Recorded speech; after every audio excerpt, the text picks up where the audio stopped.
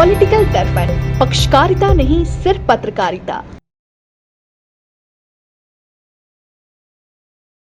मुस्लिम होने के नाते आपके ये कहता हूँ कि इंसान को रामायण पढ़नी चाहिए ताकि उसको ये पता लगे कि हमें क्या करना चाहिए अपने जीवन में, और महाभारत पढ़नी चाहिए ताकि हमें क्या करना नहीं चाहिए। हिंदुस्तान में हिंदू के बगैर मुसलमान और मुसलमान के बगैर हिंदू हमारी पहचान ही नहीं है। अब लोग बोलते हैं श्री राम जी के बारे में, हिंदू कम्युनिटी है उनके भगवान है। हमारा ऐसा सोचना है कि हिंदुस्तान में पैदा होने वाले हर शख्स के वो भगवान राम है। राहुल गांधी की सरकार में चिकन फ्राई बिकेगा दबा के, बिरयानी बिकेगी, चिकन फ्राई बिकेगा। अब तो महंगाई इतनी हो गई कोई खा ही नहीं रहा है। कांग्रेस को ही देते हैं हम वोट। ये तो आप मानो कि मोदी जी की चेहरे के मुकाबले या उनकी सियासत के मुकाबले हिंदुस्तान में कोई दूसरा नेता नहीं है। कैसा काम कर रही है सरकार? सरकार सही काम कर रही है, बिल्कुल टनाटन। नमस्कार, मैं शिवानी शर्मा, आप देख रहे हैं पॉलिटिकल दर्पण। 5 राज्यों में विधानसभा चुनाव संपन्न हो चुके हैं और 3 दिसंबर को उनके परिणाम भी घोषित हो गए हैं। अब परिणाम जो घोषित हुए उनमें 3 राज्यों में अगर मैं बात करूं, राजस्थान, मध्य प्रदेश और छत्तीसगढ़, उसमें बीजेपी ने बहुमत हासिल की है। तो करेंगे इसी पर चर्चा। शहजाद जी हमारे साथ जुड़े हैं, इनसे बातचीत करते हैं। देखिए, ये जो अभी 3 राज्यों में विधानसभा के चुनाव संपन्न हुए हैं, 5 राज्यों में, उनमें से 3 राज्यों में बीजेपी ने बहुमत हासिल की है, क्या कहेंगे? देखिए, इसमें मोदी जी का एक बहुत बड़ा फैक्टर रहा। फिर उसके बाद मोदी जी जो देश के लिए काम कर रहे हैं, ये आज जो हमारी छवि बनी है विश्व स्तर पर, तो उसमें मोदी जी का बहुत रोल है। और हमारे हिंदुस्तान का कोई भी प्रांत हो, वो यही चाहता है कि देश हमारा तरक्की करे। और इसमें छत्तीसगढ़ में, राजस्थान में, मध्य प्रदेश के लोगों को लगा कि मोदी जी और बीजेपी उनके लिए बेहतर भविष्य में काम कर सकती है, तो उन्होंने इनको सपोर्ट किया। और मैं तो आपके माध्यम से यही कहना चाहता हूँ कि आप ऐसी पार्टी को चुनें जो आपके लिए एक बेहतर फ्यूचर दे सकें। आज हमारा हिंदुस्तान जहाँ है, ये आज से काफ़ी टाइम पहले नहीं था। तो मेहनत हो रही है, फिर मेहनत को लोग स्वीकार कर रहे हैं, वोट दे रहे हैं इसमें। देखिए, एग्जिट पोल तो कुछ और ही कह रहे थे। अगर बात करें छत्तीसगढ़ की, तो उसमें कांग्रेस की लहर आएगी, लेकिन परिणाम ने तो एकदम कांग्रेस को पटकी दे दी है और बीजेपी ने वहाँ पर अपनी जगह बनाई है, लोगों के दिलों में जगह बनाई। देखिए, एग्जिट पोल क्या कहते हैं क्या नहीं कहते, उसका कोई असर नहीं पड़ता। असर जब पड़ता है जब वहाँ के नतीजे पब्लिक के सामने आते हैं। और 3 दिसंबर को पब्लिक के सामने वहाँ के नतीजे आए और पब्लिक ने उसको कबूल किया। और पब्लिक यही चाहती है कि उनके बच्चों के लिए बेहतर फ्यूचर मिले, उनके लिए नौकरी मिले, वह अमन व अमान के साथ लोग रहें। तो इसी को उन्होंने सपोर्ट किया, इसी पर उन्होंने वोट किया, तो बीजेपी की सरकार उसमें वहाँ पर आ गई। और फिलहाल ही हिंदुस्तान में मैं समझता हूँ इस टाइम मोदी जी के चेहरे के मुकाबले कोई दूसरा चेहरा नहीं है। तो मोदी जी के चेहरे पर भी वोट पड़ता है और मोदी जी के काम पे भी वोट पड़ता है।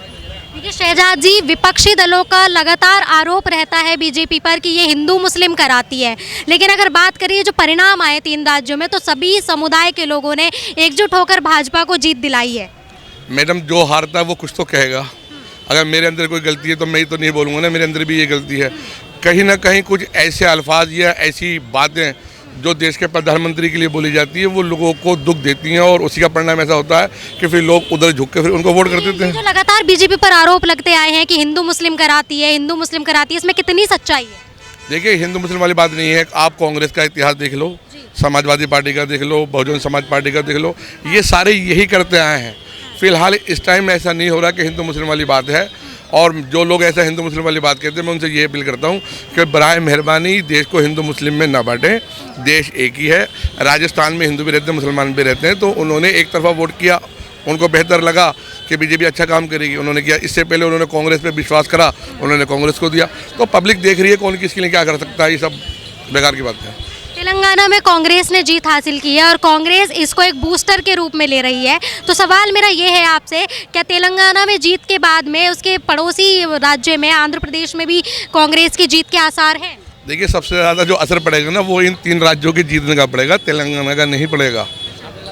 कांग्रेस को जहाँ आना चाहिए था, कांग्रेस वहाँ नहीं आई। और अभी भी जो कांग्रेस के साथ दूसरी पार्टी है, इनमें भी इंतजार है कि अब ये भी खींचतान कर रहे हैं मोदी जी की हैट्रिक लगाने के बाद। तो पहले ये अपने आप को संभाल के रख लें, इलेक्शन तो दूसरी बात है। 3 राज्यों में बीजेपी आ गई है, तो अब 2024 में लोकसभा के चुनाव है, क्या असर पड़ने वाला है इस जीत का? असर पूरा पड़ेगा। लोग देख रहे हैं और हम क्या देख रहे हैं, हमारे पड़ोसी मुल्कों की निगाहें कि मोदी जी आ रहे हैं, तो आने वाले टाइम में वही देश के लिए बेहतर है। ये तो आप मानो कि मोदी जी की चेहरे के मुकाबले या उनकी सियासत के मुकाबले हिंदुस्तान में कोई दूसरा नेता नहीं है। देखिए, कुछ लोग फिर भी अभी ऐसे हैं यहाँ पर देश में जो भाईचारा खत्म कराने की ताक में लगे रहते हैं। क्या उनके करने से हो जाएगा? नहीं, उनके करने से हो जाएगा? भाईचारा हमारी तहजीब है, ये हिंदुस्तान का कल्चर है। हमने हमेशा मजलूम की और परेशान हाल लोगों के लिए हमेशा आगे बढ़े और मदद की है। हिंदुस्तान में हिंदू के बगैर मुसलमान और मुसलमान के बगैर हिंदू हमारी पहचान ही नहीं है। अब लोग बोलते हैं श्री राम जी के बारे में कि राम जी जो हिंदू कम्युनिटी हैं उनके भगवान हैं।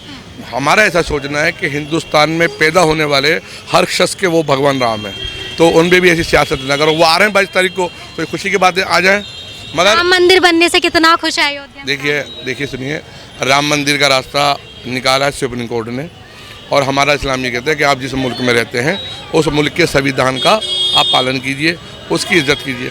तो ये रास्ता सुप्रीम कोर्ट ने निकाला है, तो हमने जब भी अपनाया था, हम नवंबर महीने से काम कर रहे हैं लगातार।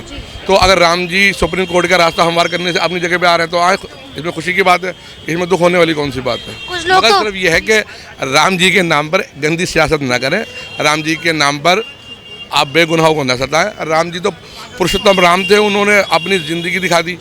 और मैं मुस्लिम होने के नाते आपके से ये कहता हूँ कि इंसान को रामायण पढ़नी चाहिए ताकि उसको ये पता लगे कि हमें क्या करना चाहिए अपने जीवन में, और महाभारत पढ़नी चाहिए ताकि हमें क्या करना नहीं चाहिए। ये हमें दो इतनी बेहतरीन किताबें मिली है कुरान के बाद कि हम इसमें बहुत अच्छी अपनी ज़िंदगी काट सकते हैं।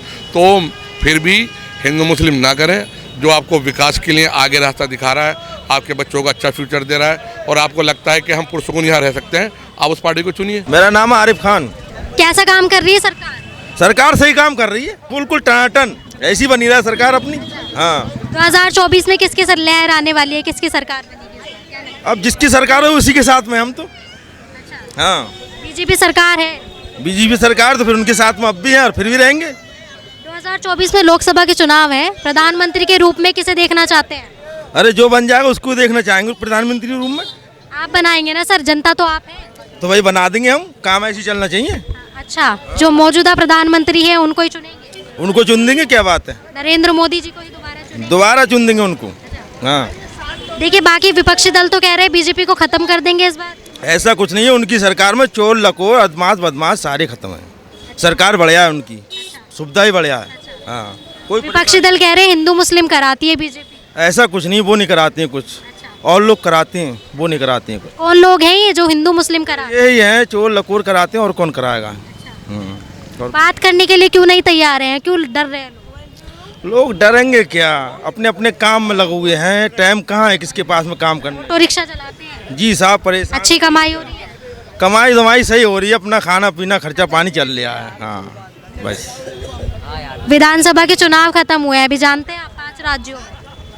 मैं नहीं जानता हूँ, मैं रिक्शा ही चलाता हूँ, खाली मुझे इतना मालूम नहीं इस बारे में। हाँ, और कोई बात करेगा? हाँ जी, नाम बताइए। हाँ जी, नाम बताइए। खान मस्तान बाबा। मस्तान बाबा जी, 2024 में किसकी सरकार आने वाली है? केजरीवाल की।